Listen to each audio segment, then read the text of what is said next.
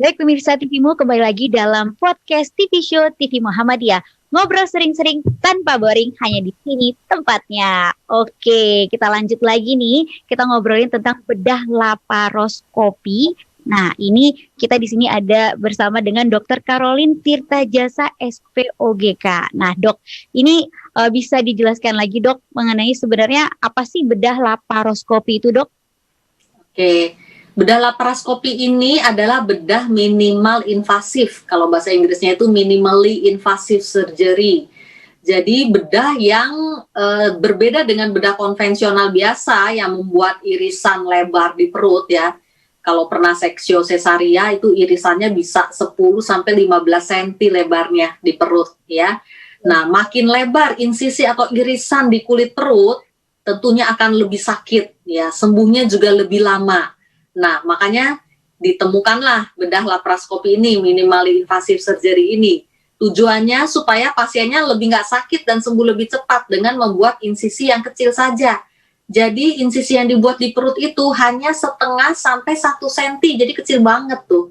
Ya, dengan lubang kecil itu kita bisa mengangkat miom 10 cm, mengangkat rahim, mengangkat kista 20 cm, itu bisa dikerjakan dengan lubang kecil ini.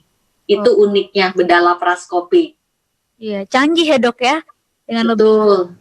Jadi dokter itu kayak main PlayStation. Jadi saya kalau sedang mengerjakan laparoskopi seperti main PlayStation. Jadi dengan kan tongkat-tongkatnya, kalau pernah lihat alat laparoskopi ya, tongkatnya itu kecil-kecil ya. Mata dokternya ke monitor ya, ke monitor. Jadi persis seperti main PlayStation. Jadi hand-eye coordination-nya memang harus bagus. Oke, Dok, iya benar. Lalu tapi bagaimana, Dok, jika terapi yang dilakukan itu ternyata misalnya tidak berhasil, lalu apa yang harus dilakukan selanjutnya tuh, Dok? Jadi kalau bedah laparoskopi sih sudah pasti berhasil. Maksud saya begini, untuk tumor kandungan, kasus yang tadi sebelumnya kita bicarakan, miom, kista, polip, adenomyosis, yang tidak tuntas kalau kita terapinya dengan obat-obatan. Ya, prinsipnya tumor kandungan itu baru tuntas kalau sudah diangkat bendanya. Selama tidak diangkat, dia masih ada di situ, terapi obat itu hanya menahan sementara. Begitu obatnya di stop, miom atau si kistanya akan besar lagi, tumbuh lagi, dia lanjut. Ya, seperti pada kista endometriosis ya, obat-obatan hanya menekan saja sementara, tapi selama dia tidak diangkat, kista atau miomnya akan tetap terus ada di situ. Jadi pengangkatan ini dengan laparoskopi atau bedah konvensional tadi yang saya bilang, ya setelah diangkat baru bendanya hilang gitu. Baik, makanya tadi perlu dilakukan bedah laparoskopi itu tadi ya, Dok ya? Iya, betul. Nah, lalu apa nih akibatnya, Dok, jika bedah laparoskopi itu tidak dilakukan gitu? Jadi sekali lagi tadi tergantung ukuran miom dan kistanya tadi ya. Miom itu kalau sudah besar dia menimbulkan mens yang banyak biasanya ya. Kalau mens banyak berkepanjangan, si pasiennya tentunya anemia ya, kurang darah. Dalam kondisi anemia misalnya HB-nya cuma 7, 6, 5, jika tidak segera ditransfusi itu biasanya jantungnya nanti yang kena kalau dalam jangka panjang. Karena jantung itu memompa darah ke seluruh organ tubuh, dari ibaratnya dari ujung kepala sampai ujung jempol kaki di bawah ya. Kalau pada kondisi anemia, sel-sel darah merahnya kurang, jantung harus terpaksa dia bekerjanya lebih cepat. Makanya orang yang kurang darah atau anemia, jantung itu berdebar lebih cepat. Dia merasakan berdebar-debar gitu ya. Apalagi kalau naik turun tangga itu sudah pasti sesak napas atau pusing keleyengan ya, biasanya itu yang dirasakan karena jantung dipacu untuk bekerja berat. Nah, dalam waktu puluhan tahun misalnya nanti dia sudah umur 70, jantungnya sudah bengkak tuh, otot jantungnya melar seperti orang yang umur 80, gagal jantung namanya atau bengkak jantung karena otot-ototnya dipaksa bekerja keras setiap hari, jadi melarnya cepat ya. Nah, kalau sudah kayak gitu kita sebut gagal jantung atau dekompensias cordis, itu kasus yang sudah tidak bisa diapa-apakan lagi selain transplantasi jantung ya. Itu resikonya kalau kondisi anemia tidak dikoreksi cepat. Dan anemianya disebabkan tanpa disadari oleh pasiennya tentunya biasanya ya, karena mens yang banyak. Tiap bulan berhadapan dengan mens yang banyak. Dan itu dari bulan ke bulan, tahun ke tahun tidak disadari ya. Dipikirnya anemia atau kurang darah biasa, tapi tidak diketahui kalau disebabkan karena si miom yang ada di dalam tersebut menimbulkan mens yang banyak tadi. Jadi untuk mengatasinya ya tentunya lingkaran setannya tadi harus diputus, ya diputusnya dengan diangkat dong miomnya, ya baru beres urusannya.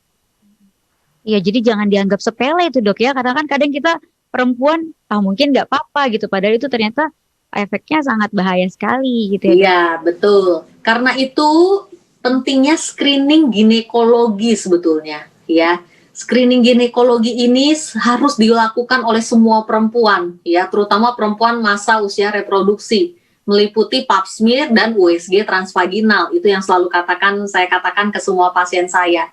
Lakukanlah itu minimal setahun sekali. Untuk yang pertama, kalau pap smear itu kita mau tahu ada nggak kanker mulut rahim di mulut rahim kita. Ya, yang kedua USG transvaginal kita mau tahu apakah ada miom, kista atau bahkan calon kanker indung telur, itu screeningnya dengan USG transvaginal. Jadi pap smear saja tidak cukup. Ya, dua itu screening ginekologi setahun sekali cukup untuk kita jaga diri sendiri. Pap smear dan USG transvaginal karena mereka akan saling melengkapi. Iya, baik. Oke, balik lagi tadi ke bedah laparoskopinya itu dok. Jika nanti dilakukan tindakan tersebut, kira-kira persiapan apa aja nih dok yang dibutuhkan sebelum melakukan bedah laparoskopi itu dok?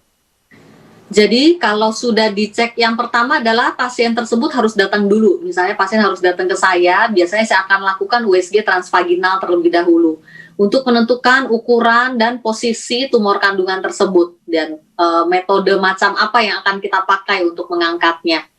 Kalau sudah diperiksa, fix, sudah ditentukan bisa dilakukan laparoskopi. Biasanya kita akan melakukan pemeriksaan praoperasi namanya, meliputi cek lab darah, rekam jantung, dan ronsen dada untuk mengetahui kondisi kesehatan pasien. Misalnya pada pasien yang sudah terlanjur anemia, HB-nya cuma 6 ya, syarat untuk bisa operasi minimal HB harus 10, berarti kita harus transfusi darah dulu begitu. Ya, jadi ditentukan dari pemeriksaan praoperasi tadi. Pemeriksaan praoperasi itu harus dikerjakan dulu sebelum operasi dilakukan supaya operasinya juga aman. Oke, baik dok.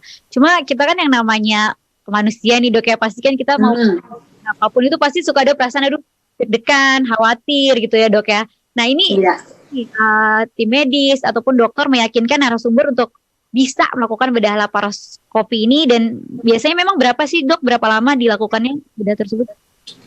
Tergantung dari jenis tumornya, miom atau kista, dan berapa besar ukurannya. Biasanya rata-rata laparoskopi dilakukan dalam waktu 1 jam selesai.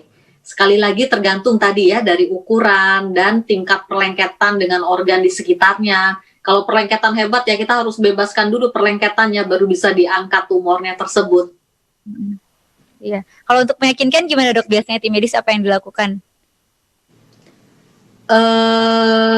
Kalau pasien saya sih rata-rata tidak perlu diyakinkan lagi. Mereka sudah yakin sih dengan penjelasan. Yang penting dokter itu memberikan informasi lengkap ke pasien ya. Mengenai apa saja yang akan dialami, jalannya operasi kurang lebih seperti apa. Biasanya pasien akan lebih tenang kalau dia sudah mengetahui kejelasannya, ya. Dan by the way, semua informasi yang saya sampaikan ini tentang tumor kandungan, laparoskopi, miom, kista itu semuanya ada di Instagram saya. Kalau misalnya bersedia untuk memfollow akun saya, Dr. Caroline Tirtajasa SPOGK, disambung semua. Oke. Ya. Dan untuk video laparoskopi itu juga banyak di YouTube. Saya juga punya YouTube channel sendiri. Nanti juga bisa diakses semua di sana informasinya. Boleh nanti disimpan dulu dok informasinya dok. Nanti bisa. Oh ya boleh. Segmen yang berikut. Oke. Dan juga pemirsa TV News sabar ya. Ini topiknya makin menarik karena akan banyak yang akan di-sharing, diinformasikan oleh Dr. Caroline. Tapi sabar dulu, mohon sabar sebentar karena kita akan lanjut setelah yang satu ini.